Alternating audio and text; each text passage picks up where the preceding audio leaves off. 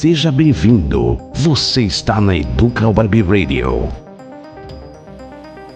Fala galera, passando aqui para convidar vocês para conhecerem a Educa Web Radio. A Educa é uma rádio sensacional com uma programação incrível, além de muita informação de qualidade. Aqui você vai escutar o melhor do Classic Rock e os maiores clássicos dos anos 80, 90 e 2000. Dá uma olhada em nosso site para acompanhar a nossa programação. Além disso, temos uma novidade. A Educa Web Radio, a partir deste ano, está com as suas lives, um espaço onde o conhecimento e a troca de experiências ganham vida. Nossas lives são transmitidas pelo YouTube e Facebook, conectando você a uma comunidade de aprendizado e discussão em tempo real. Aqui reunimos profissionais renomados do mercado e professores especialistas para discutir temas atuais, responder suas dúvidas e compartilhar insights valiosos. Para poder acompanhar as lives, siga os nossos canais e ative o sininho para receber as notificações. Para escutar a Educa, você pode baixar o nosso app na loja Play Store ou através do nosso site educawebradio.com.br. E se você tiver uma Alexa, basta dizer: Alexa, tocar Educa Web Rádio. Bem-vindo à Educa Web Rádio. Vem pra Educa.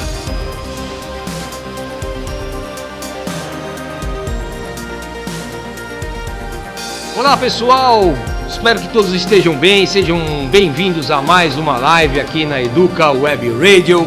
Hoje nós vamos ter um bate-papo muito bacana, um bate-papo difícil, pessoal, difícil porque o assunto é complexo, com o professor Josilmar, professor meu amigo. Jô, vou te chamar de Jô. Claro. Não é Jô 11h30, mas é Jô. Jô, seja muito bem-vindo. Para nós aqui da Educa, é uma enorme satisfação tê-lo conosco, né, para esse bate-papo onde você vai poder nos ensinar sobre tantas coisas, Jô. Muito obrigado. A honra é toda minha, muito prazer estar aqui.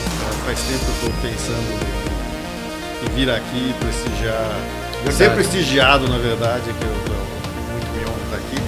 E é um papo que, na verdade, eu não vou dar respostas, mas trazer muitas indagações e muita reflexão, né, Jô? Reflexão do incômodo que nós estamos vivendo como mundo nesse cenário todo. Verdade, né? verdade. Mas, pessoal, antes da gente começar, efetivamente, deixa eu aqui falar um pouquinho, né? Hoje nós vamos conversar sobre um tema que é urgente e instigante, né, Jô? Vamos falar de crises, vamos falar de guerras de poder, né? Vamos falar o que está em jogo na nova ordem mundial, vamos falar assim. De fato, a gente está vivendo momentos de grandes transformações, né? Tensões geopolíticas crescentes, eu diria até, mudanças nos fluxos econômicos globais e ascensão de novas potências, né? E o enfraquecimento de instituições históricas, né, Jô? E isso acaba nos fazendo perguntar: para onde caminha o mundo? Né? Então esse, pessoal, vai ser o teor da nossa conversa. Quero apresentar também o Jô oficialmente para vocês. Josilmar Cordenon-se CIA. O professor Josilmar, pessoal, ele é graduado em Economia na USP, lá na FEA USP, colega uspiano. Ele é mestre e doutor em Administração de Empresas pela Faculdade Getúlio Vargas, aqui em São Paulo. Ele é membro do Conselho Editorial da revista Jovens Pesquisadores. Ele é revisor da revista Contabilidade e Finanças e da revista de Administração, ambas do Mackenzie. Ele tem mais de 33 anos de experiência, contando mercado e academia, né, na parte de administração e contabilidade financeira. Ele recebeu o prêmio da ANPAD de Finanças em 1999, atualmente é professor, né, do Mackenzie, em cursos da graduação e pós-graduação. Mais uma vez, Jô, é um prazeraço tê-lo aqui conosco, né, e eu já começo fazendo a primeira pergunta para você. Muito tem se falado sobre paralelos entre o momento atual e a década de 1930. Sim. Quais seriam esses paralelos, Jô? E por que eles nos preocupam hoje? Então, a década de 1930, ela aconteceu entre guerras, entre a Primeira Guerra Mundial e a Segunda Guerra Mundial, e logo após a crise de 29, a Grande Depressão de 29. Então, é um período de uma crise muito aguda, que primeiro, logo depois do pós-Primeira Guerra, você teve uma década de 20, que foi uma década até de evolução, de progresso. Os países tiveram um grande crescimento econômico, um bem-estar muito grande, uma liberalização muito grande, uma efervescência cultural nos anos 20, e que se fechou de uma forma muito trágica com a Grande Depressão de 29, com a queda da Bolsa de Nova York, que causou uma crise mundial e que foi agravada por uma medida, uma guerra tarifária que começou pelos Estados Unidos, no governo Hoover, que estava tentando lidar com a crise de 29, e uma ideia antiga que alguns tinham, mais conservadores, de aumentar as tarifas de importação para proteger algumas indústrias locais.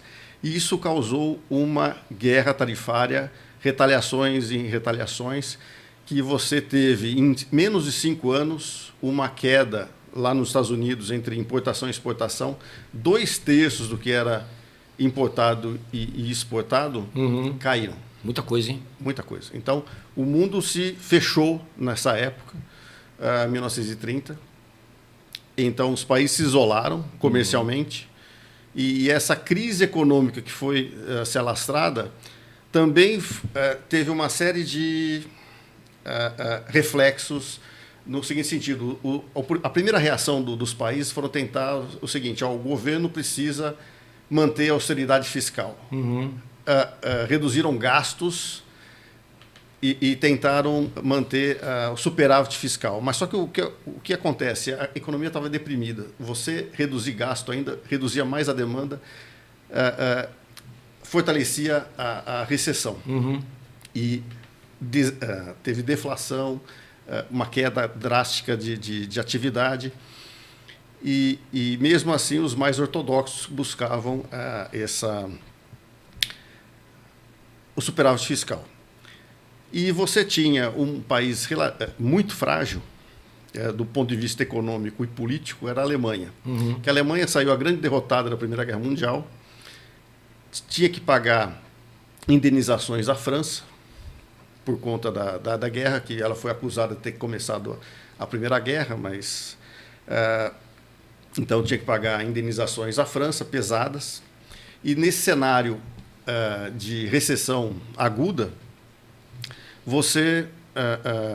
isso trouxe muita turbulência política para uma república nova, que a Alemanha foi... Imagina, a Alemanha se tornou um país em 1870, era um país relativamente novo, era no final do século XIX.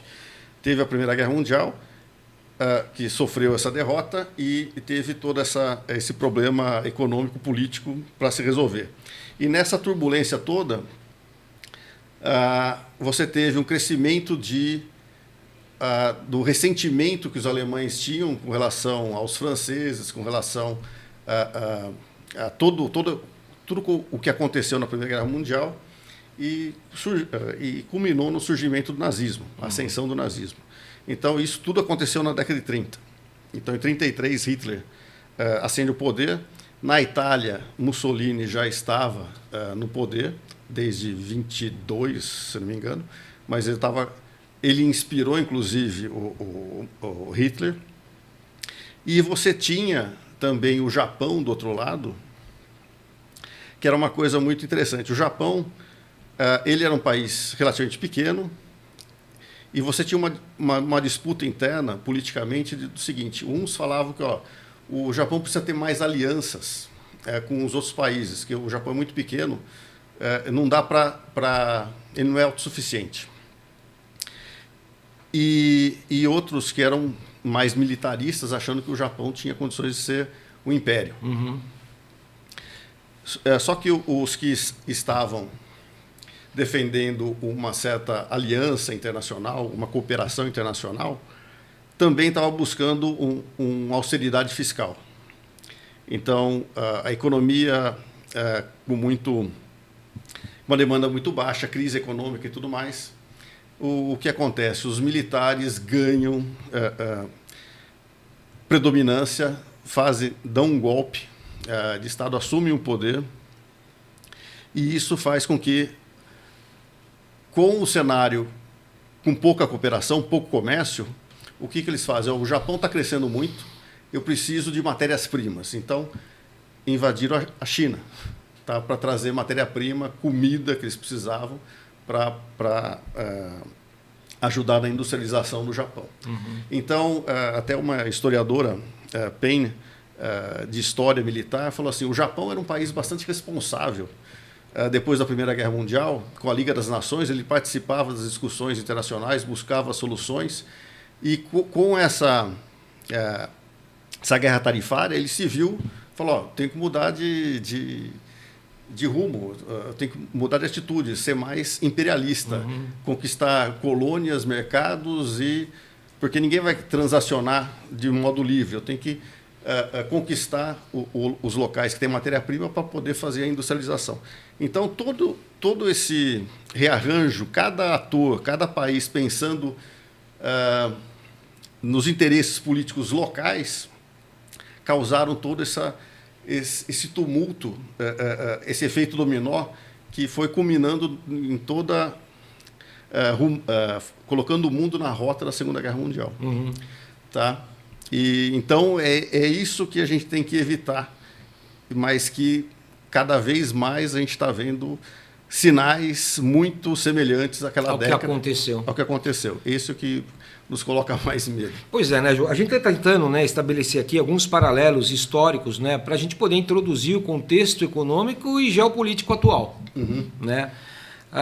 De que forma que você vê essa crise de 1999, que você explicou muito bem, né, e a guerra tarifária da época, como que a gente consegue comparar isso ao cenário de 2008 para cá, né, e o protecionismo atual liderado pelo Trump?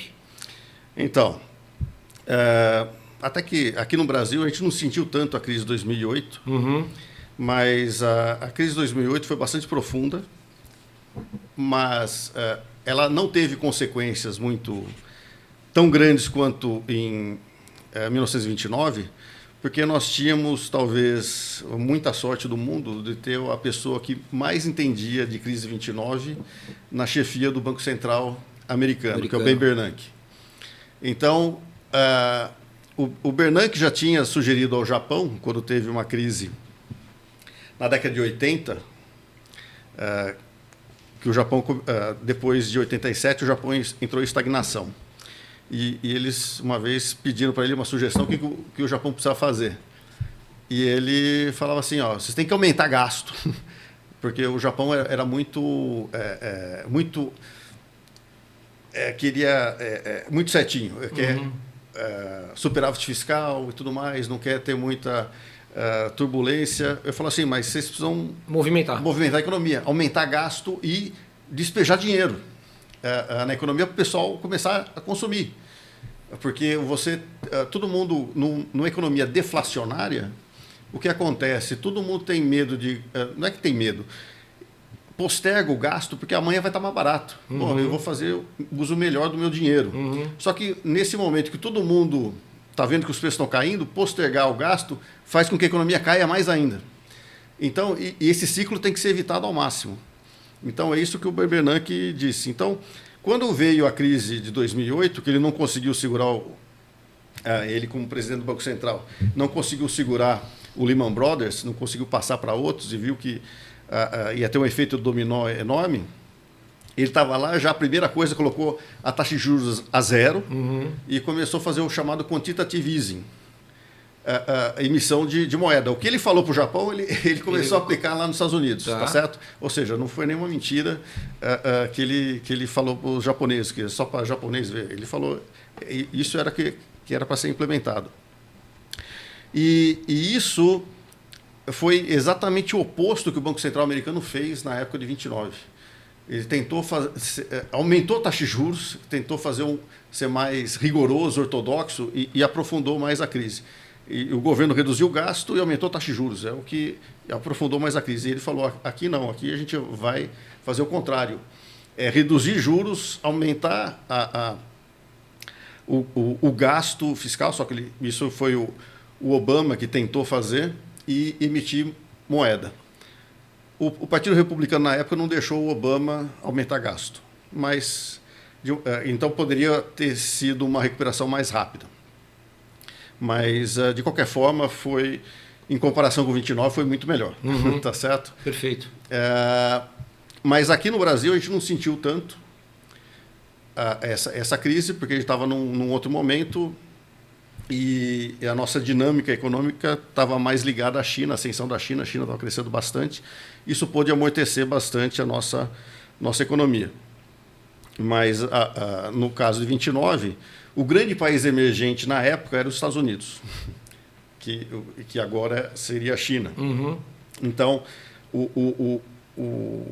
o choque foi muito maior naquela época em relação ao mundo, mesmo estando o Brasil, principalmente, um país muito mais agrário do que hoje. Tá? Então, a gente conseguiu mais ou menos se isolar dessa crise. Até o Lula chamou de marolinha, né? Na verdade, não foi bem uma marolinha, mas Sim. Teve um impacto significativo, mas nada comparável a 29. Mas, de qualquer forma, o que acontece aí, há uma quebra de confiança no que a gente chama de autoridade, o pessoal que são os experts. Olha, vocês conhecem tanto de economia, tanto disso, daquilo, e por que aconteceu a crise de 2008? Tanto é que existia uma crítica da rainha Elizabeth II, falou assim, ninguém viu isso acontecendo, tá certo? Então, existe uma certa visão popular que era uma coisa evitável, mas só que é uma crise, é um tipo de crise, tanto de 29 como de 2008, é uma crise que foi promovida, não foi por erros de política econômica, são crises gestadas no setor privado, tá? De muita especulação, de muito otimismo e uma reversão rápida de expectativas. Então, você teve, por exemplo, em 29, teve toda uma regulação mais forte com relação ao mercado bancário americano, que antes você tinha grandes bancos que emprestavam adoidado e você começou a ter bancos regionais. Uma regulação muito maior em cima de bancos, uma regulação muito maior no mercado de capitais, fortalecendo a SEC, que é a CVM americana. E então esses erros foram corrigidos. Mas depois, na década de 80, com o Reagan, você começou a desregulamentar. Começou a reverter uma série de regulações que algumas faziam sentido, outras nem tanto, e começou-se também a tornar o mercado mais vulnerável a essas crises vindas do setor privado. E ao mesmo tempo, você tem você estava no meio de uma hiperglobalização. Que os mercados livres, todo mundo, você fabrica onde é mais barato e as cadeias produtivas, cada etapa da cadeia produtiva é feita num país específico, espalhado pelo mundo, e você tem a máxima eficiência, né? Só que isso trouxe muitos ganhos. Se você for pensar a China, que era um país paupérrimo, em 1979, quando Deng Xiaoping colocou em prática as políticas econômicas que vieram a tornar a China a potência que é, quantos milhões você tirou da pobreza? Imagina. Sim. Foi um milagre. Tá? O que aconteceu foi um milagre. E isso proporcionou um bem-estar para a humanidade como um todo. Mas só que você tem sempre perdedores. Em alguns países, principalmente nos países mais avançados, as camadas mais pobres perderam emprego industrial, os chineses, no Sudeste Asiático. Então, eles se sentiram os perdedores da globalização e houve muito ressentimento com relação a isso. E você tem essa insatisfação, de uma certa forma, foi canalizada. O Trump conseguiu perceber que nem a esquerda nem a direita conseguiam perceber ou amealhar os votos dessa camada da população. E ele conseguiu captar com um discurso perfeito que encaixou direitinho nas angústias, né? nas angústias dessa população, que faltava uma certa política pública para elas. E eles caíram, acreditam ainda no discurso do Trump. Vamos ver até quando. Vamos ver até quando. Agora, Jô, a gente sabe, né, que o período pós-guerra ele representou o maior período de paz e prosperidade, né, global, vamos falar assim. O que você acha que contribuiu para esse cenário? Então, uma série de institucionalizações. Então, você, logo depois da Segunda Guerra Mundial, você teve a chamada Guerra Fria. Então, praticamente o mundo se dividiu em dois polos: o capitalista liderado pelos Estados Unidos e o comunista, o socialista, comandado pela União Soviética. Tá? Bem, então, primeiramente, houve vendo os problemas da Liga das Nações, que foi a ONU, que foi feita logo depois da Primeira Guerra Mundial. Os Estados Unidos o Congresso americano não ratificou a Liga das Nações, que foi uma ideia, se não me engano, do próprio presidente americano, Woodrow Wilson, na época. E foi uma decepção para ele. Os americanos, então, que tem uma tendência ao isolacionismo. Falou, a gente não tem que se meter na guerra dos outros, é uma coisa natural até de se pensar. A gente tem que pensar na gente e tal, cada um que se vire, cada um com seus problemas, né, que a gente fala. E daí, os Estados Unidos percebeu que é o seguinte: a gente não pode ficar fora, alheio ao que se passa no resto do mundo. Então, a partir da Segunda Guerra Mundial, os Estados Unidos se tornaram mais engajados nas questões mundiais, tanto para se contrapor também à União Soviética. Então, além da ONU, foi feito o Conselho de Segurança da ONU, que eram, na época, 5 potências nucleares: Estados Unidos, França, Inglaterra do lado ocidental e União Soviética e China do lado oriental. E eles que têm os membros permanentes com direito a veto do Conselho de Segurança, que é o principal órgão da ONU. Mas, ao mesmo tempo, você tem uma série de mecanismos para discussão de questões mundiais, de conflitos, forças das Nações Unidas que são usadas para intervir ou mediar a paz em algum conflito em vários lugares do mundo. Então, você começou a ter uma série de tentativa de mitigar ou diminuir os conflitos abertos, tá certo? Com relação a isso. Então, de uma certa forma, apesar de terem existido várias guerras, como do Vietnã, das Coreias, do Iraque e tudo mais, a União Soviética invadindo o Afeganistão e outras, mas você não teve potências guerreando entre si diretamente, tá? Isso foi um ganho, que isso era normal, por exemplo, no século XIX, na época dos impérios. Tá? Isso não era uma coisa anormal, era uma coisa corriqueira. Então, você começou a ter... Guerra era uma coisa mais rara, principalmente entre potências. Então, você tem um prevalecimento da via diplomática nas negociações internacionais. E, além disso, do lado ocidental, você teve também instituições em Bretton Woods de como fazer o sistema financeiro internacional, para ter maior solidez e para você ter maior confiança no comércio internacional e na sustentabilidade desse comércio. Então, através do Banco Mundial e do FMI, se o país tivesse problemas de transações correntes, de como pagar dívida externa e tudo mais, você tinha uma ajuda do FMI para tanto para ajudar o país devedor como também para ajudar os países credores, né? Então são formas de cooperação internacional. Sim. Então isso foi se fortalecendo bastante ao longo do século XX e foi se mostrando de um sucesso enorme. O crescimento econômico que existiu foi grande, tanto é que, ao fim e ao cabo, foi o que determinou a vitória do Ocidente em relação aos soviéticos.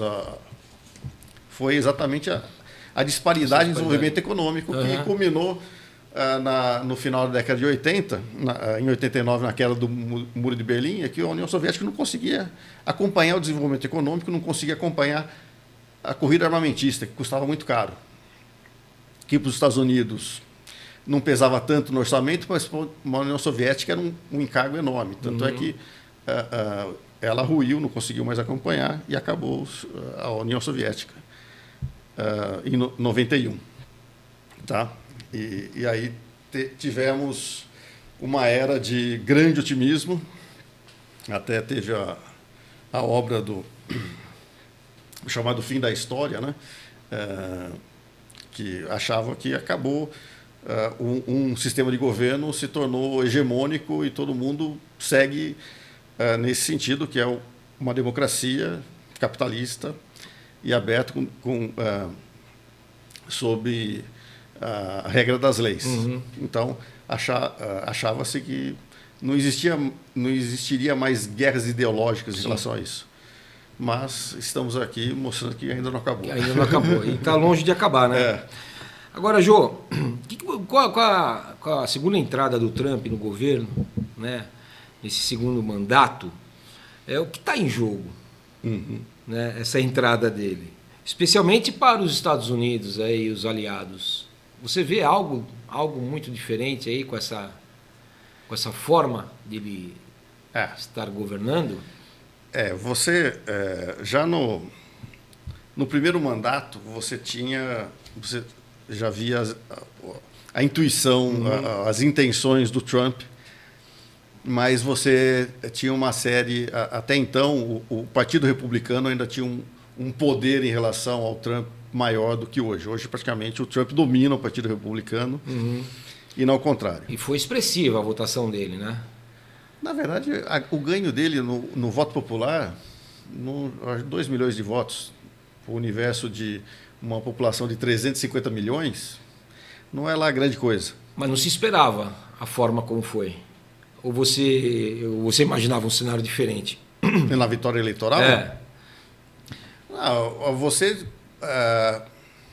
Quando era o Biden, antes da Câmara assumir a campanha, eu achava que ia ganhar até demais.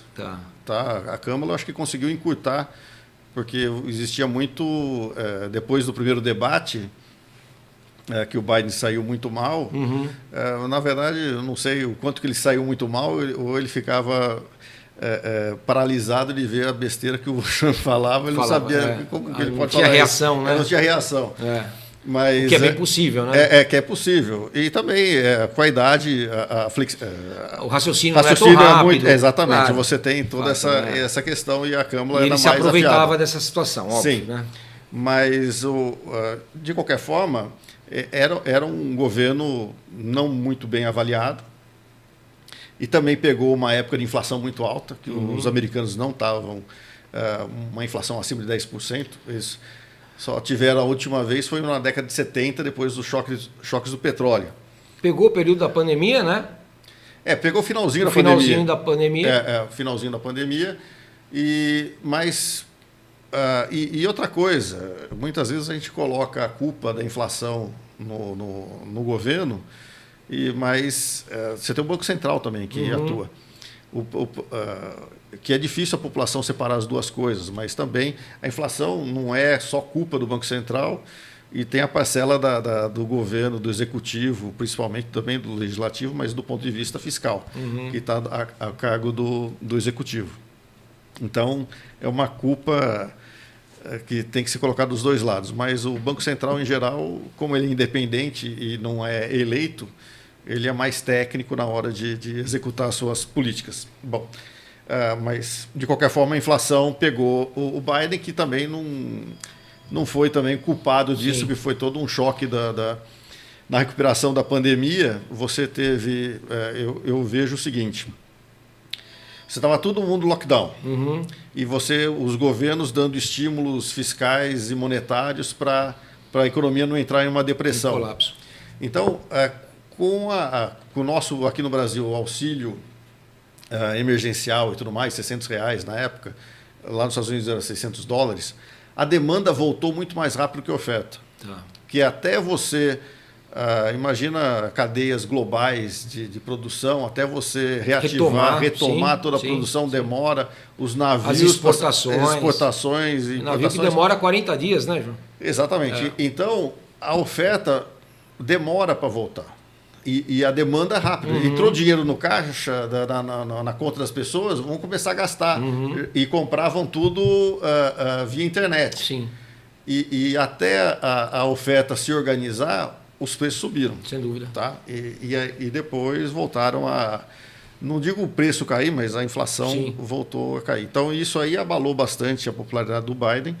Mas o que, de uma certa forma, a população se ressente lá nos Estados Unidos é essa questão de ser deixada de lado ou não ter se aproveitado tanto da globalização. Os mais humildes que ficaram no chamado Rust Belt, que é o cinturão da ferrugem, que é as indústrias decadentes americanas, de automobilística e tudo mais, que costumavam ter um padrão de vida alto, que tinham a segurança de que os filhos teriam um padrão de vida até melhor que eles.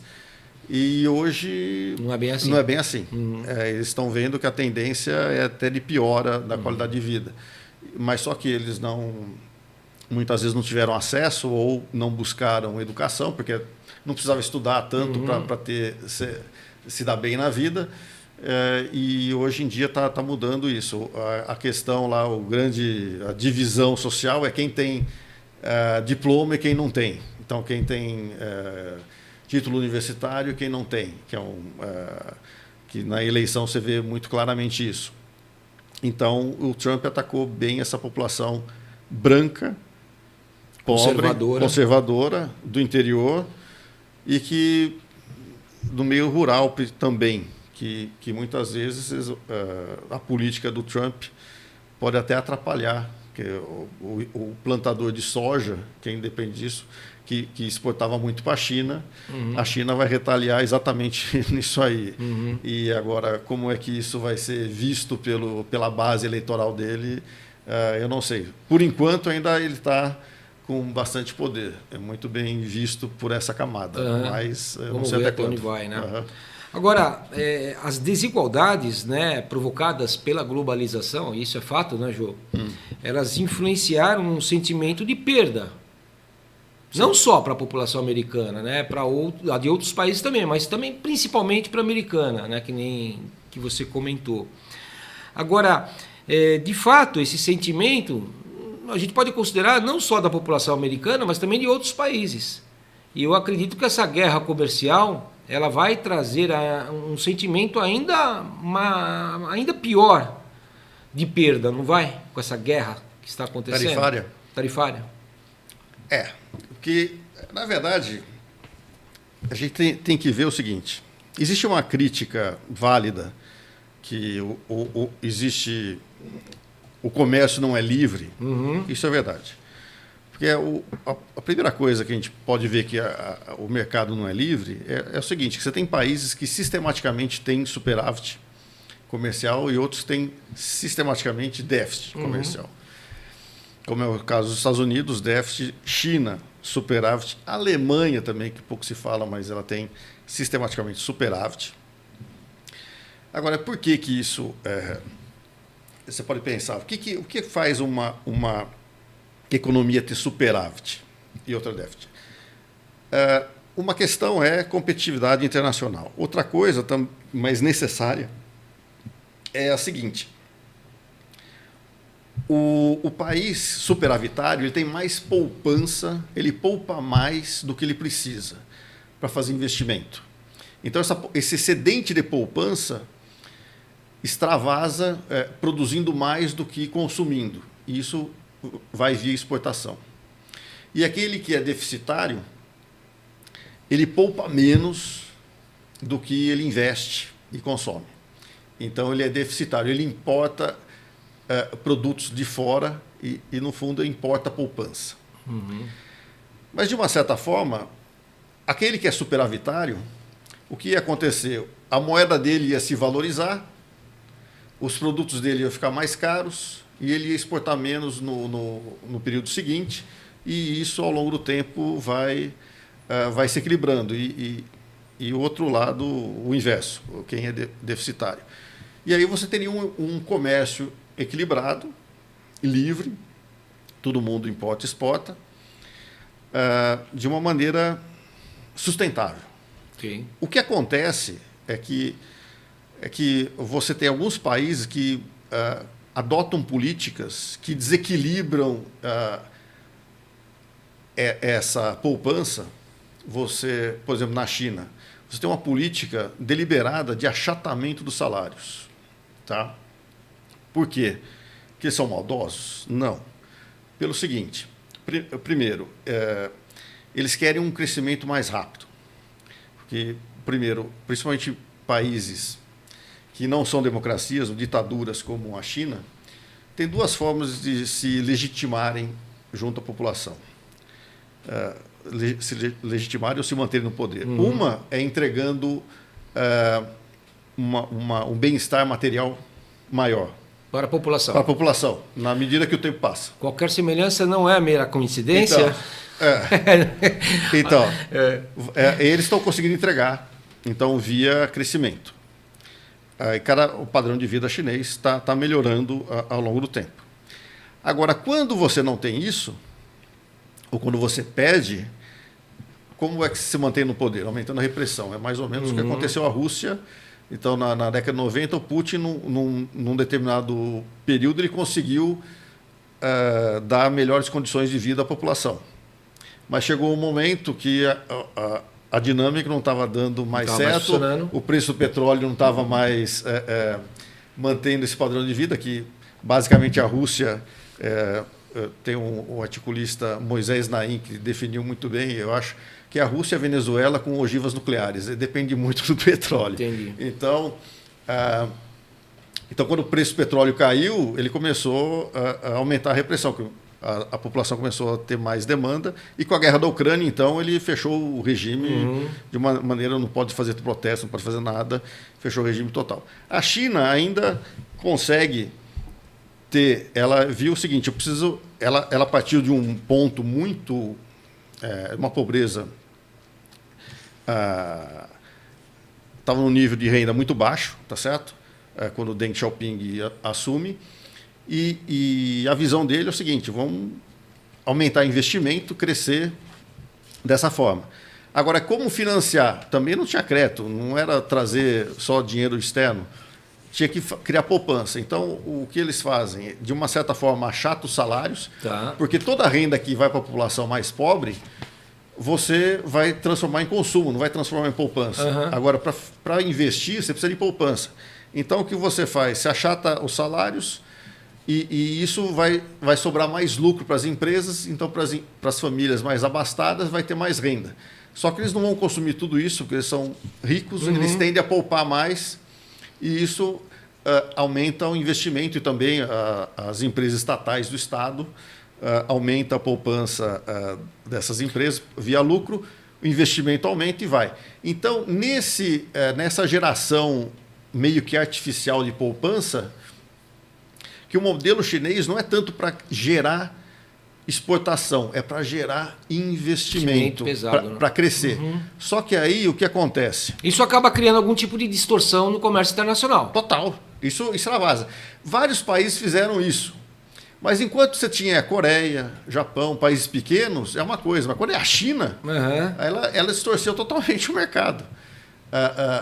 Ela desequilibrou o mercado como um todo, um país só. E também você tem toda uma questão ideológica que é um outro regime, um regime comunista, partido único, que dirige as decisões econômicas, centraliza as decisões econômicas de uma forma também competente, porque são poucos países que conseguiram ascensão econômica em tão pouco tempo como a China. Então, eles conseguiram isso. Mas, de uma certa forma, o foco deles é aumentar investimento, crescer. Só que você chega num determinado momento que eles estão investindo, qual que é o grande canal de investimento deles? Imóveis. Chegou num momento que já cresceram demais investimento de imóveis. Você vê várias figuras de edifícios sendo vindo ao chão, aí, o pessoal demolindo, porque tem um excesso de oferta de imóveis. Então já não está rendendo muito, pelo contrário, está destruindo o valor.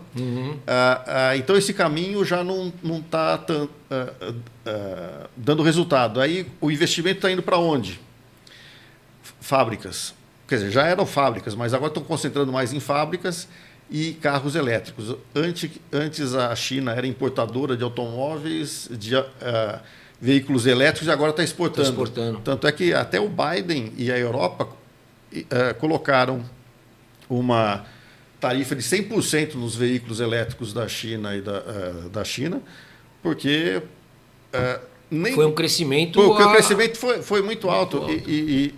Mas não por conta só da competitividade da China. Na verdade, a China tem um déficit de demanda interna muito grande. Eles precisam... porque todo esse desequilíbrio da economia interna chinesa está jogando para o resto do mundo resolver. Porque estão poupando demais. Ele falou, não, vocês precisam agora aumentar a renda da população mais baixa para poder absorver essa produção toda que vocês têm. Tá certo? E vocês se equilibrarem. Então, esse é o grande dilema. Como vou fazer a China se equilibrar internamente para ter um comércio mais equilibrado? E o problema do Trump é que ele está indo para o... inverso, né? Ao invés de negociar, de apontar isso e assumir compromissos com a China, de como ela vai fazer essa mudança, essa transição, que também não é fácil. Que nem o Japão também tinha um modelo parecido com o chinês, e até desde a década de 80 para cá está estagnado, não cresceu. Então essa transição é complicada, porque o crescimento cai muito, porque estava anabolizado com uma poupança um pouco artificial. Você vê a rentabilidade da China, a taxa de juros está baixíssima, está uma das mais baixas do mundo, a deflação, tem um problema econômico interno grande. E para continuar pedalando, ela precisa da demanda externa para poder ainda crescer. Se parar, você pode ter uma crise grande dentro da China. Então, esse tarifaço pode provocar uma crise econômica muito séria na China. E você acha que isso pode impactar, né, no fato dos Estados Unidos perderem uma liderança mundial em termos de mercado livre? Olha, o impacto já é em termos de confiança. Porque esse posicionamento dele, né, Jô, me perdoa te interromper, tá. Ele tem causado aí um certo espanto para todo mundo. Sim. Né? Todo mundo está meio que abismado com a forma que ele está agindo. Né? E eu, particularmente, não consigo entender essa dinâmica. Né? Eu não sei se tem alguma coisa por trás, se ele tem alguma carta por trás. Né? O Trump não é uma pessoa... me perdoe o palavreado chulo, né? Imbecil. Não. Ele é um estrategista. Né? Não sei. Sabe quando você tem aquele sentimento? Aquele sentimento tem alguma coisa por trás. Não, alguma coisa ele acertou. O cara não é duas vezes presidente à toa. Outro dia eu escutei, né, num certo canal, um certo jornalista, comentarista, né, geopolítico. Ele falou assim, olha, o Trump está me parecendo uma política de sindicato. Ele está indo com os dois pés no peito, né? Então ele joga lá em cima, né? Para depois ir abaixando e negociando, abaixando. Eu fiquei pensando, de fato, pode ser que seja isso, mas no meu sentimento, Jô, eu estou achando que tem mais alguma coisa por trás. Olha, eu acho que uma das hipóteses é ele está jogando tarifa para depois negociar. Uhum. Mas não cola isso aí, fica difícil pelo seguinte. Existiu o NAFTA, Acordo de Livre Comércio da América do Norte, que envolvia Estados Unidos, México e Canadá, que foi implementado pelo Bill Clinton na década de 90. Muito bem. Aí veio o Trump e falou, não, precisamos morrer e negociar. Aí acertou, mudou um pouquinho a coisa, mudou o nome, USMCA. Pô, agora é o melhor acordo de livre comércio que houve na história, que o Trump falou quando foi feito. Mas ele queria vender essa imagem, né? Queria vender essa imagem. Ele negociou esse acordo e quando assume pela segunda vez, as primeiras vítimas são o Canadá e o México. Qual a lógica? Quem quer fazer acordo com ele? Se ele mesmo rasga o acordo que ele mesmo fez, não é que o governo americano, o antecessor anterior, né? fez, ele fez. Uhum. Então, perde toda a credibilidade. Sem dúvida. Então, a questão é como negociar com ele. Na verdade, a gente vai ter que tentar lidar com ele com o mínimo custo possível durante esses 4 anos, esperando que o sucessor vai rasgar tudo que ele está fazendo agora. Ou pelo menos em outras... Agora, em 4 anos, muita coisa pode acontecer, né? Pô, a gente não tem 2 meses e já aconteceu tanta coisa. Então imagina aguentar 4 anos. Agora, Ju, vamos falar um pouquinho do nosso velho e bom Brasil. Né? Nos bastidores, pessoal, eu estava conversando com o Jô aqui, ele comentou, pô, Fulvio, será que não vale a pena a gente depois fazer outras gravações, né, para falar sobre o anúncio do tarifaço do Trump, né? Falei, vamos sim, né, Jô, porque tem uma expectativa grande aí sobre o que ele vai soltar aí, né? Vai soltar amanhã, hoje estão falando... tá tudo mentira que está falando aqui, porque hoje é 1º de abril, né? Não, pessoal, que a gente faz a gravação antes, né? Como eu, particularmente, não consigo fazer, pelo menos nesse semestre, as gravações ao vivo por conta das aulas, né? Eu estou dando aula todo dia à noite, então eu gravo, né, com o pessoal. Sim. E solto sempre na sexta-feira. Eu estou tentando bater o bumbo na sexta-feira às 18 horas, né? Certo. Até eu conseguir voltar a fazer ao vivo. E pessoal, deixa eu aproveitar o ensejo aqui. Se vocês tiverem alguma dúvida, escreve aqui no chat, eu mando uma mensagem para nós, né? Quiser perguntar alguma coisa para o professor Josilmar. Cara, ele sabe muito, gente.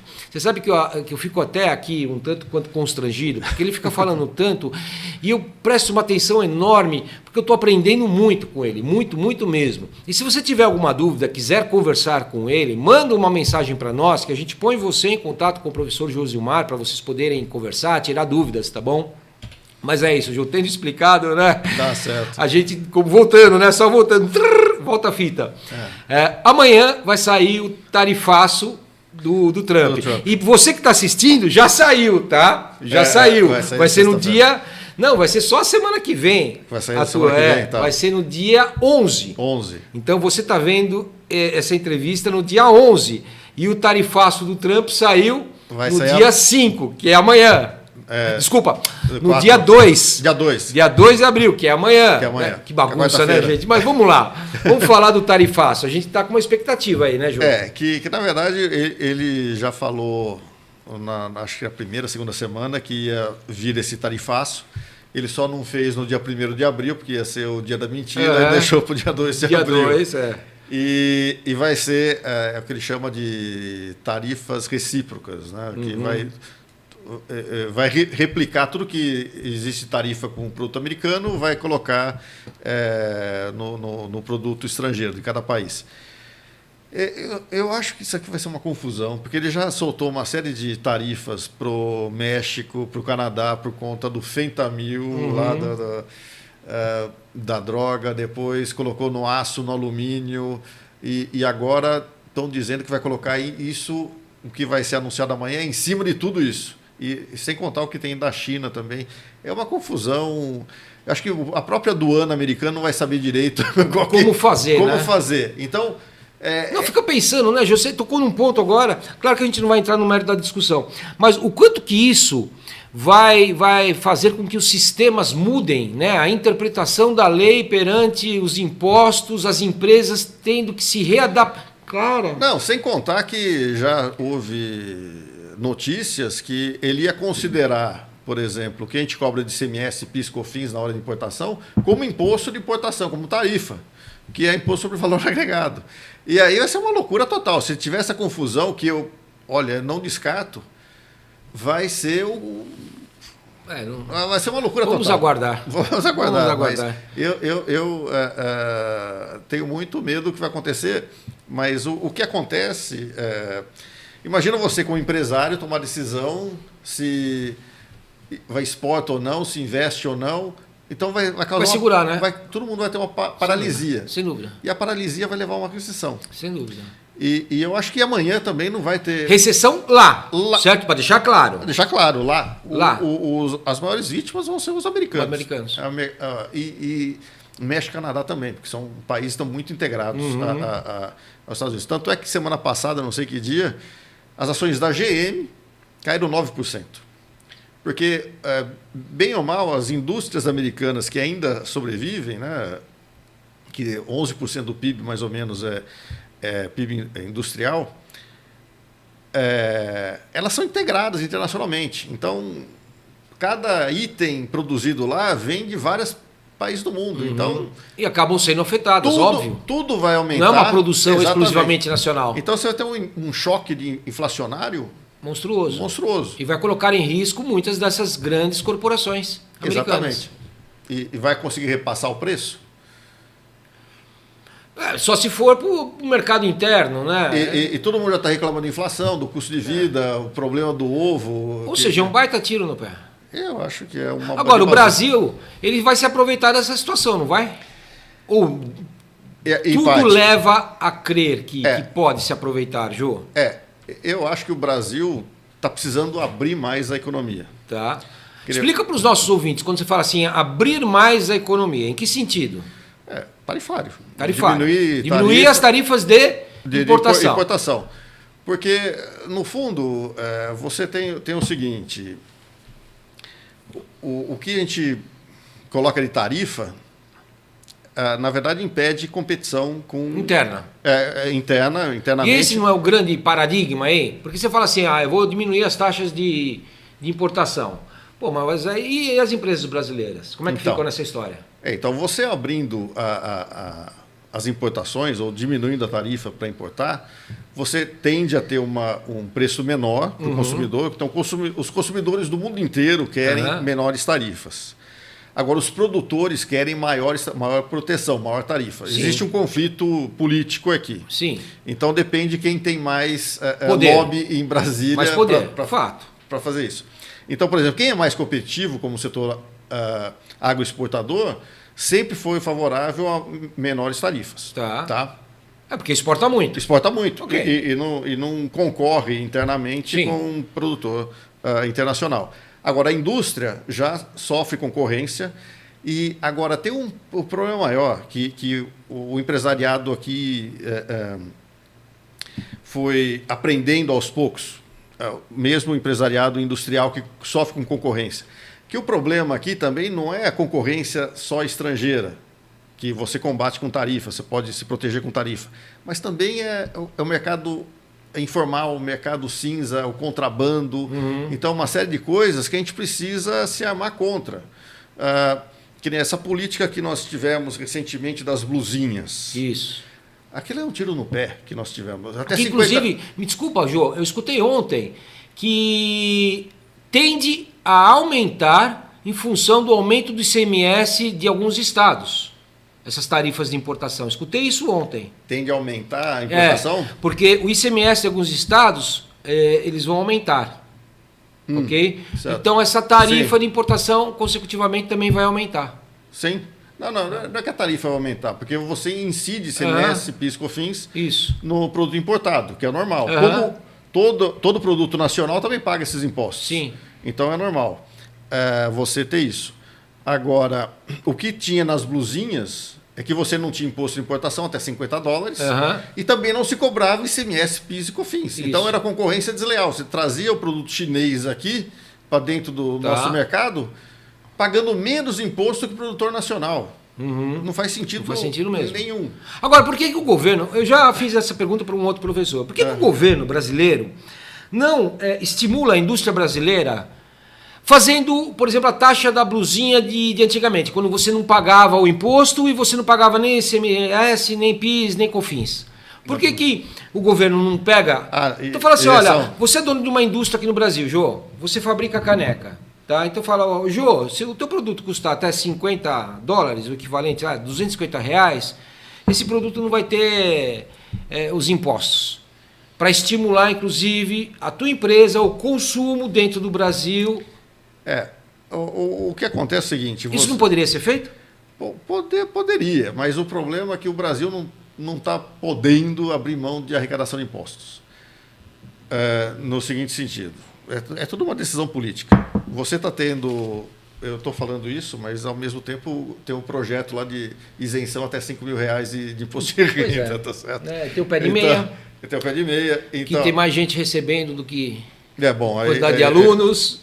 Eu não sei como está sendo a implementação disso aí, mas o que a gente precisa ter é aumentar a produtividade. E uma das coisas que mais impacta a produtividade aqui no Brasil hoje é fazer essa reforma que está sendo implementada, a reforma tributária. E também tem uma questão aí muito, muito importante, que você tem a economia informal, ela é boa.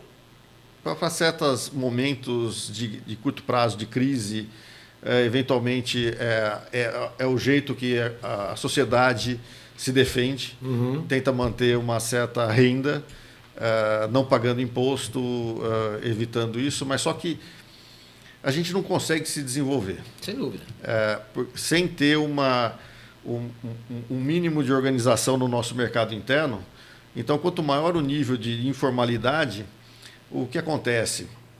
A remuneração dos trabalhadores nesse setor é menor, não tem garantias. É variável, não tem garantia nenhuma. Não tem garantia nenhuma. Não pagam, não recolhem impostos. E atrapalham o setor formal de duas formas. Uma pela concorrência e outra também por não liberar recursos, não liberar trabalhadores que poderiam estar trabalhando no mercado formal, inclusive quem é empresário do setor informal poderia estar trabalhando no mercado formal, até ganhando mais e com maior estabilidade. E você tem... A gente não tem, aqui no Brasil, a gente tem muita, que eu chamo de empresa zumbi, que não está nem morta nem viva, fica sobrevivendo minimamente, sem dar retorno muito baixo, é tipo uma subsistência. E isso faz com que a produtividade média caia muito. Drasticamente. Então, o crescimento econômico vai precisar, de alguma forma, incentivar o mercado formal para ter mais segurança de investir, a arrecadação vai ser maior. Agora, é complicadíssimo. É complicadíssimo esse processo. Mas você tem que ter incentivos para as pessoas se formalizarem. Não é uma questão de mais... Não, mas hoje me perdoa, isso não é uma política do atual governo. Não estou defendendo. Inclusive, desculpa, outro dia, essa semana, eu vi um vídeo de um morador de Niterói, né, que ele recebe lá o Bolsa Família, aí como em Niterói ele também tem direito a um cartão, uma bolsa de alguma coisa, né? E ele falou mais um outro benefício. Você fala, olha, eu ganho 2.000 e pouquinhos reais sem trabalhar. Por que eu vou arrumar emprego? Ele voltou a pergunta para a repórter. Por que eu vou arrumar emprego? Se eu ganho 2.000 reais por mês sem fazer nada. Então, com esse tipo de política assistencialista, a gente não vai conseguir reverter essa situação nunca. Pelo menos essa é a minha forma de pensar. Você fala, né, que você afirmou. Puxa, a gente precisa, de alguma forma, fazer com que esse trabalho informal volte a ser formalizado. Agora, cara, se eu tenho um monte de bolsa, entendeu? A gente vê aí um monte de reportagem, um monte de posts que muitas empresas não estão conseguindo contratar. Aí tem uma linha que vai, não, mas nunca está conseguindo contratar porque o cara quer pagar um salário de miséria, um salário de fome para a pessoa. Pô, mas será que isso é verdade? Será que, então, todas as empresas que estão com problemas na contratação é porque querem pagar um salário de fome? Ou é o cara que tem um monte de bolsa e faz as continhas dele lá, eu me mantenho aqui, faço um bico aqui, vendo uma coisinha colar, ganho meu dinheirinho, tomo minha cervejinha, como minha picanha com a gordurinha.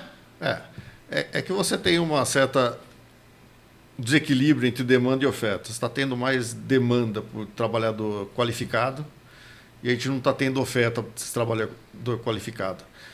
E a demanda por trabalhador com baixa qualificação Está sendo maior.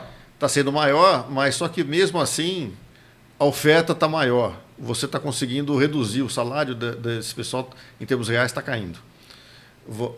Então a gente também teria que investir mais em esse assistencialismo, teria que ter uma certa contrapartida com uma Fato, né? uma educação. Porque a política do assistencialismo fala assim, olha, eu vou te ajudar. O que é o Bolsa Família? Né? Pô, eu vou te dar um dinheiro até você conseguir uma recolocação no mercado. Então, subentende-se que aquele dinheiro é temporário. Sim. Até o cara melhorar. Até ele conseguir alguma coisa e falar, olha, obrigado, não preciso mais. Agora eu me viro sozinho. Sim. Só que isso não está acontecendo. Perfeito. Isso virou uma muleta. Esse é o perigo que a gente tem que evitar ao máximo. Mas voltando ao caso do Trump, Vamos, que a gente deu uma desviada bonita. A gente estava falando... Eu ouvi uma reportagem que tem umas 6 ou 7 páginas do relatório que o governo americano soltou ontem, de 400 páginas. O Brasil foi citado, se não me engano, foi o 7º país mais citado naquele relatório. E tem uma página, se não me engano, sobre a 25 de março, ou seja, criticando que lá você vende uma série de coisas contrabandeadas, falsificadas e tudo mais. Então isso pode ser até uma razão para a gente organizar o nosso mercado interno também. Eu acho que tem coisas que podem até ser benéficas a gente. Tá? Que a gente precisaria, de qualquer forma, acertar. Mas eu acho, apesar do Senado ter recentemente aprovado uma lei que autoriza o Executivo a retaliar tarifaço, aumentando tarifas do determinado país que está aumentando injustificadamente as tarifas, o Brasil não deve aumentar a tarifa, mesmo em retaliação. Ele deveria reduzir tarifas. Tá certo? Do ponto de vista que a gente tem um mercado bastante fechado. Nós somos um dos países mais fechados ao mundo, só que também a gente não pode reduzir unilateralmente. A gente tem que combinar com os nossos vizinhos do Mercosul. Tá? Então, esse é uma outra... Mas, por exemplo, o Milei na Argentina, acho que não teria problema de você reduzir mais tarifas e trazer um maior dinamismo aqui. Então, se você combater, por um lado, o contrabando e sonegação e abrindo o mercado, eu acho que isso vai ser um ganho geral para a economia brasileira, mas traz muitos desafios de como implementar isso. Não é uma situação fácil. Não é uma situação fácil. Mas o que do ponto de vista já que estão falando também de sonegação e impostos e tudo mais, uma proposta que eu fiz no começo da proposta é como fazer uma reforma tributária que você já está um pouco fora do nosso... Não, é boa. Como fazer uma reforma tributária que as pessoas naturalmente vão rejeitar o mercado informal e adotar o mercado formal. A minha ideia é a seguinte: vou fazer uma simbiose entre o imposto de renda e o IVA. O Imposto sobre o Valor Agregado, que agora está chamando de CBS e IBS. Seria o seguinte: você paga, sei lá, 20% de imposto de renda, da sua renda. Tá. Mas você poderia abater daquilo que você comprou de produtos e serviços que incide IVA. Então, daquilo que você comprou com nota, você abate daquilo que você deveria pagar do mas imposto aí de renda. o governo perde receita. Mas isso aí eu não teria isenção. Todo mundo estaria nessa. Tá. Então, até R$5.000. Mas vamos supor, você colocaria uma alíquota, a carga tributária hoje é 32%, então coloca 33% em todos os produtos e toda a renda. Tá? O imposto de renda 33%. Tá. Então, aquilo que você consome... Você abate. Abate. Então, por exemplo, tem 2 canecas. Se eu comprar no mercado, vamos supor que o imposto é 30%. Se eu for comprar com nota, ela vai custar 100. Se eu vou comprar sem nota... Não, maravilhoso isso, cara. Mas eu não vou comprar 70, porque é o seguinte, existe o custo de estar no mercado informal, tem que comprar, molhar a mão de fiscal e tudo mais, ele vai cobrar 80. Perfeito. Normalmente eu vou comprar 80. Não estou fiscalizado, nada.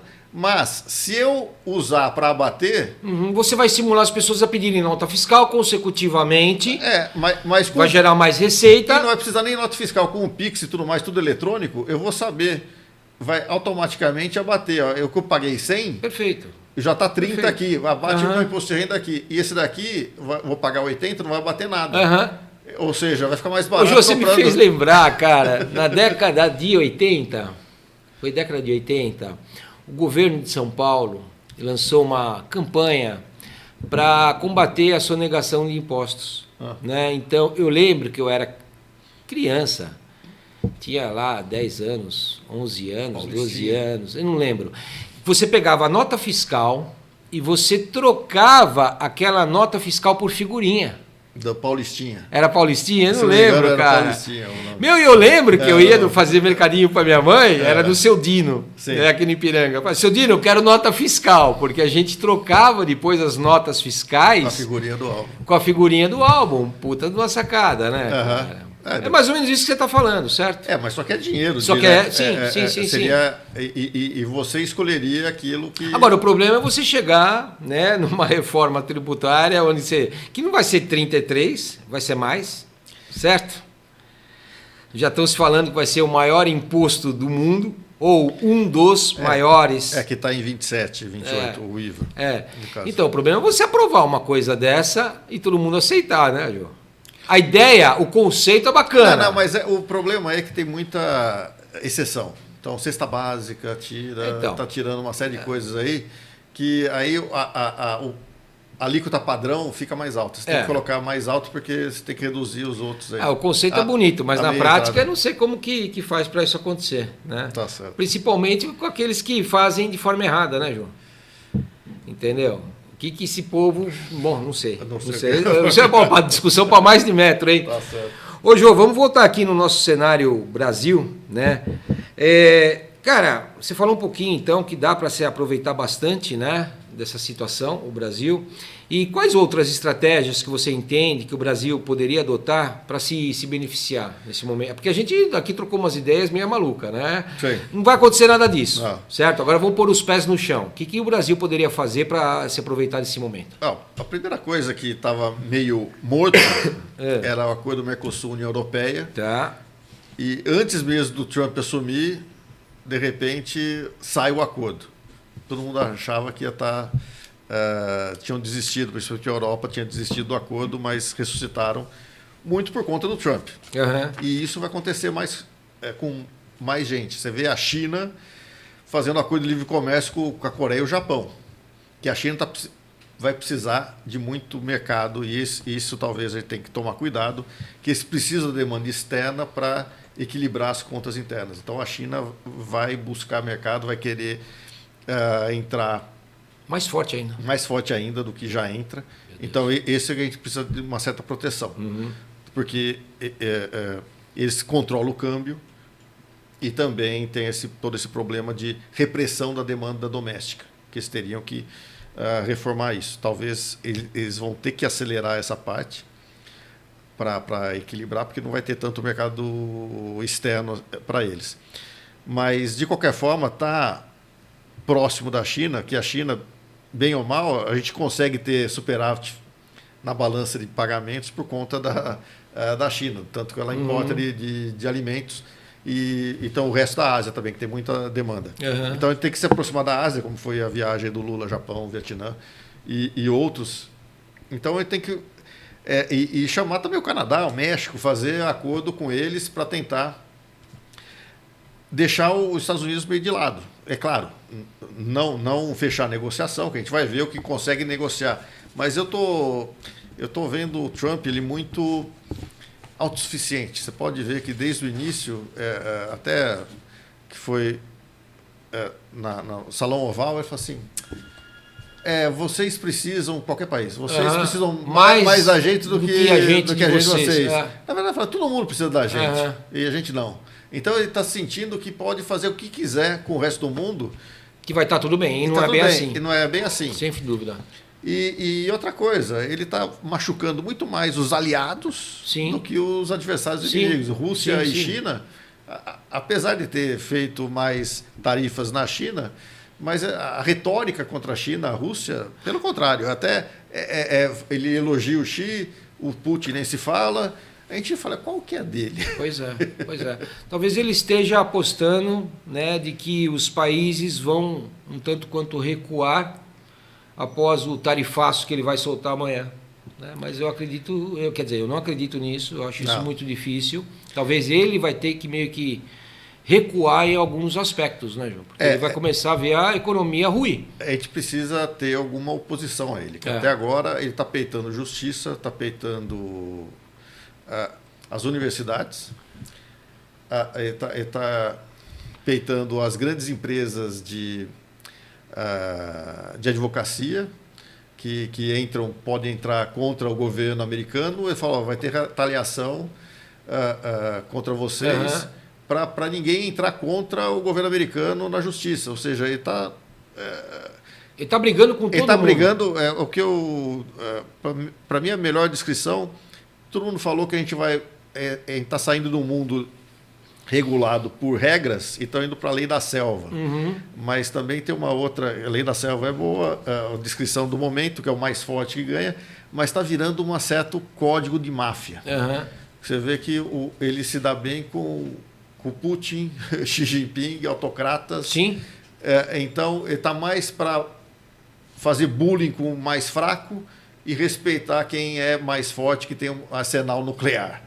Tá? Então, a gente está vivendo uma era de mafiosos no poder, parece. E de muita instabilidade, eu diria, né, Jô? Totalmente, porque você não tem regra, você não sabe o que vai acontecer, você não sabe como que ele vai acordar, o que ele falou hoje está valendo ou não, se ele vai mudar de ideia. Caraca. É muito complicado. Que mundo é esse, hein, Jô? É muito complicado. Bom, o Jô... Passa muito rápido o tempo, né? E tantas outras coisas para a gente conversar. Certo. Gostaria de te fazer um convite para a gente continuar esse bate-papo num outro momento. Sim, depois do tarifaço. Depois do tarifaço. Vamos combinar assim? Perfeito. Bacana. Jô, só para a gente encerrar efetivamente, né? Eu queria que você deixasse uma mensagem para os nossos ouvintes, né? Ouvintes, estudantes, empreendedores, gestores públicos, quiçá algum do alto escalão nos ouve, né? Mas eu acho muito difícil. E cidadãos, de uma forma geral, né? Que eles estão junto conosco acompanhando esses momentos de grandes mudanças, né? Com tantas incertezas. Exatamente. Que mensagem que você deixa para todos nós, inclusive para mim, tá, Jô? Que eu vou estar muito esperançoso com a tua mensagem aí. Eu brinco, olha para a câmera da verdade. Eu não sou a... Como é que chama lá? A entrevistadora lá. Qual? A loira que falava assim... meu Deus do céu, a loira... Marília Gabriela, olha para a câmera da verdade. Ela falava brincando, né? Vamos lá. Câmera é sua, Jô. Recado para nós. Bom, estamos vivendo épocas únicas, tá certo? As transformações estão ocorrendo... um ritmo até horário, não diria nem diário, o negócio está muito rápido. Também tem muito ruído, tá? Isso é verdade. Então tem que separar o que é realmente informação do que é ruído e do que é slogan, propaganda que querem incutir na sua mente. A gente tem que ter uma visão crítica do que a gente recebe. Então, muitos estudos são necessários para a gente ter uma base de discernir o que é certo, o que é errado, no seguinte sentido, o que dá para acreditar que é fato e o que é só boato ou simplesmente propaganda. Então, a gente está nessa era da pós-verdade, a gente não pode fugir das bolhas. A gente, primeiro, não pode ficar refém de crenças de grupos. A gente tem que pensar um pouco mais de forma ampla para ter uma visão mais, não diria correta, mas pelo menos ter certeza que a gente não está tendo uma posição errada. Pode ser não certa, que na verdade a dúvida é importante, você ter dúvida. A busca da certeza é perigosa, porque você pode se apegar a seus grupos de amigos, todo mundo ter certeza, o Trump é bom, isso é bom, mas isso pode ser enganoso. É melhor você ter uma visão crítica, ter dúvidas do que é bom, o que é ruim. É o melhor caminho do autoquestionamento e questionar os outros do que você simplesmente se aferrar a uma determinada ideia fixa. Tá certo? Boa, Jô. Que Valeu. aula, hein, cara? Boa. Valeu. Jô, muito obrigado pela tua obrigado presença, você. muito obrigado pelo bate-papo. Maravilha, muito bom mesmo. Com certeza a gente precisa conversar mais sobre esse assunto e vamos ter assuntos, né? Com certeza teremos. Em breve teremos.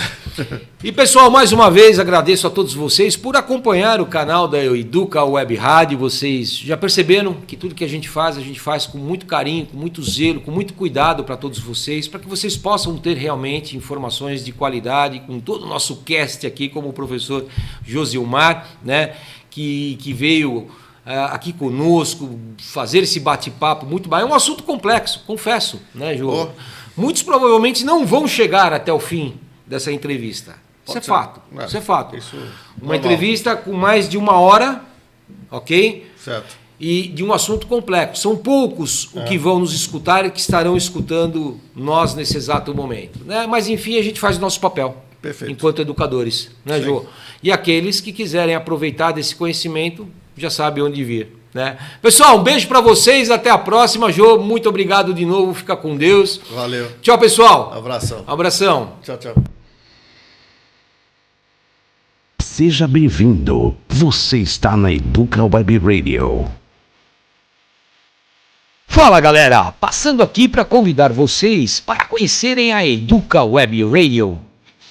A Educa é uma rádio sensacional com uma programação incrível, além de muita informação de qualidade. Aqui você vai escutar o melhor de classic rock e os maiores clássicos dos anos 80, 90 e 2000. Dá uma olhada em nosso site para acompanhar a nossa programação. Além disso, temos uma novidade. A Educa Web Radio, a partir deste ano, está com as suas lives, um espaço onde o conhecimento e a troca de experiências ganham vida.